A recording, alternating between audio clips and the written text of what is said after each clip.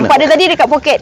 Oh, Alhamdulillah hilang. Bersih. Okey, sebelah Kak Ferry ni ada nurse jadian kita.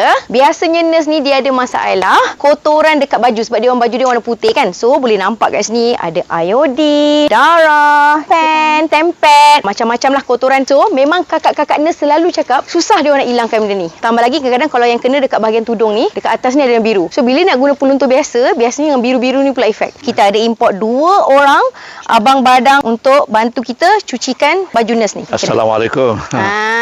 Ini dia abang badang kita. 4 gayung 4 skop lah ya. Betul. Satu gayung, satu skop. Ya. 1, 2, 3, 4. Rendam. Kita tolong-tolongkan dia ke dalam ni. Kita biarkan dalam 30 minit. 5 minutes later. Semua sudah bersedia. Kita lihat apa hasil. Itu Nampak dia. macam putih. Nampak dia tadi dekat poket. Oh, Alhamdulillah hilang. Bersih. Alhamdulillah hilang. So terbukti baju kakak-kakak nurse memang boleh bersih balik macam baru.